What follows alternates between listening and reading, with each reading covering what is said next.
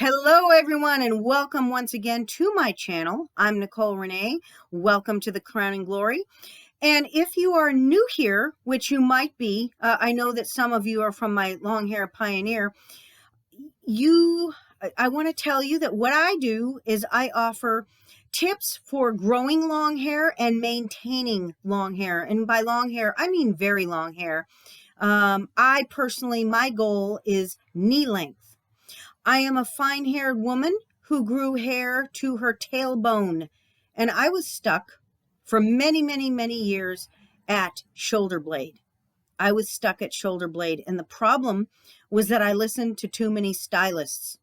And that was a problem because when I was younger, my mother really liked this ugly short haircut. And once I got 18, that was it. I was growing my hair out. I was going to have waist-length hair. That was long to me at the time. So I asked not one, but many stylists. And of course, they all kind of forgot to tell me to maybe stop bleaching, stop perming, and then you're going to have more luck with your length. But unfortunately, nobody did that. So I don't think it was all because of the money. I'm sure that was a convenient thing. But honestly, the more I am learning about long hair and salons, the more I realize that stylists aren't actually told. They just are not told how to care specifically for long hair. And I've interviewed people in beauty school, and I also talked to Jessie Martinez. She didn't learn any of this stuff until she went to the George Michael salon in New York. She was never trained specifically for long hair care. And there is a huge difference. Huge.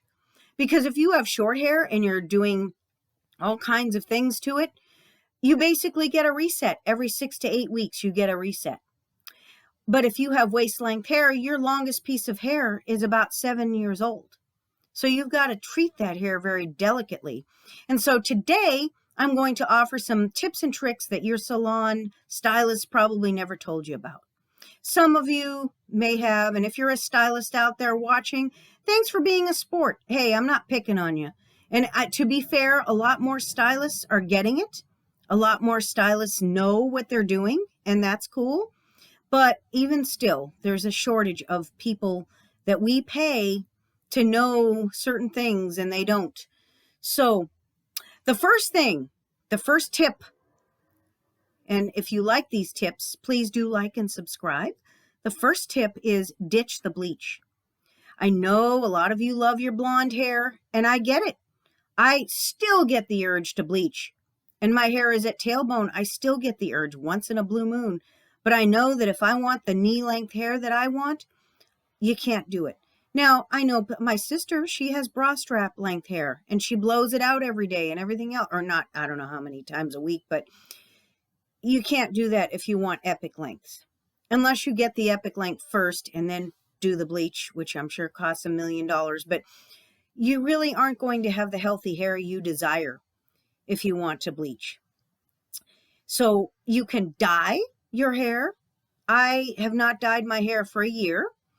I've let the silvers grow out, and I think ultimately that's the best thing you can do, but even dye is not going to kill your hair like bleach.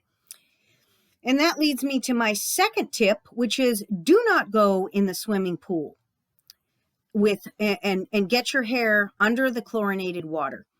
And I don't know whose idea it ever was to put a layer of conditioner on your hair and then putting in the pool. That's just as bad as showering and rinsing it off. You're going to have that for 2 seconds and it'll be gone. Plus it will muck up the pool. So wear a swim cap, ladies. I know it's a pain, but it's so worth it. And heck, if you want to wet your hair and then put conditioner in while you're swimming, you'll have the added benefit of a deep conditioning while you're swimming. That's great. But don't let chlorine go into your hair in the pool. Even salt water is a little better, but I would just suggest all the way around wearing a swim cap. Bleach is for the toilet, not your hair. Next, stop washing daily, ladies. I know you can do this. I know you can. We'll get through it together. Hey, I get it. And that leads me also to don't blow it out all the time. Don't use heat tools. Now, I know this is scary. It was scary for me. I had a stylist who actually did tell me don't wash every day. But see, I was scared. I have fine hair. And I thought, okay, this is going to be limp and flat. It has to be blown out every single day. You know, I thought like a short-haired person. But here's the deal. When I started doing very primitive styles, I'd put it in a Dutch braid or I'd put it up in a claw clip, and I'd stop washing every day. Just those things alone made a difference in length within a few months. And that leads me to my next tip. Wear protective styles. Protective styles are fun. You don't have to wear it down every single day, and I don't recommend that you do. Protective styles are fun. They're a blast. One of the things I love about long hair versus very short hair is that you have the variety. You've got beautiful hair forks out there. They have hair sticks, clips, Lila Rose. There's so many cool things out there that you can enjoy with protective styles, and it's out of your face. Next, pre-poo the night before a wash with oils. Now, I love the Blowout Professor. I just want to say that I am 100% Team Chris, but I disagree with him on this one factor. He suggests no pre-pooing, but oiling every single day. I disagree, and here's why. Because oil on a daily basis, especially if you're not washing for a week, that will cause buildup. And especially we fine-haired ladies, we have to be careful, very careful about the type of oil we use in our hair and how much buildup gets in our hair. So we have to be careful. And so I recommend, I use Moroccan oil. I use, I use jojoba after my shower, but I use L'Occitane, which I love. That is my latest love. I used Olaplex 7 at one point, but I think you get much more bang for your buck. It's a bigger bottle with L'Occitane, and it smells delicious. I also use Dursi Patana. That's my other favorite. Some people don't like the scent. I love it. It smells like black coffee, and I just love coffee. But if you don't, I understand. That's okay. But pre-poo before a wash, especially if you're in a state with hard water like I am. I'm in California, so that's what we have to contend with. Next, now, I know people are going to get touchy about this, but I really think using a Salon brand or a Ulta brand shampoo and conditioner makes a difference. And I know some of you are saying, well, easy for you to say, I can't afford it. And that's fine. That's fine.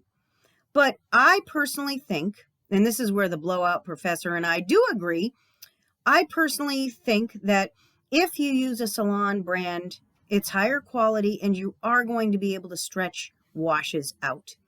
Now, I'm blown away with women with floor-length hair, and they swear by store-bought shampoos like Pantene. Pantene seems to be a favorite. And I have to admit, I haven't tried that one. I do like mane and tail, but really, I just prefer Salon brands. I alternate between George Michael and, well, L'Occitane isn't really a Salon brand, but you're not going to find it in the drugstore. So, but I definitely think it makes a difference. I really do. Next, when you're done washing, gently squeeze your hair out. Gently. And then wrap it up in a t-shirt or a turban, not a towel. And don't rub your hair like this with a towel. Just gently put it in. Wrap it around your head for a good 30 minutes and then spray. Don't use heavy creams or serums. Spray leave-in conditioner. Another great tip from the Blowout Professor. If you don't know who he is, tune into his channel. He's great. I used to use what he recommended, Pureology, Color Fanatic, and it's not a bad one. It's good. It's just that I like the scent of Moroccan oil all-in-one leave-in better. And I also have the George Michael leave-in as well. But it's a game changer. It really is. It's lighter. It's gentler. And then seal it with a jojoba oil or grapeseed oil, one of those very gentle carrier oils. That will seal it in. Next, wear a silk or satin sleep cap to bed. This really does make a difference. It's great. And it makes the hair soft. It makes it just... I don't like this silk pillowcase. I have one, but it tends to move the pillow around on the bed. But when I wear a sleep cap and I'm moving all around, it's just a lot easier. And they're great. You can bring them places where there are no silk pillowcases, and just, they're great. I swear by them now.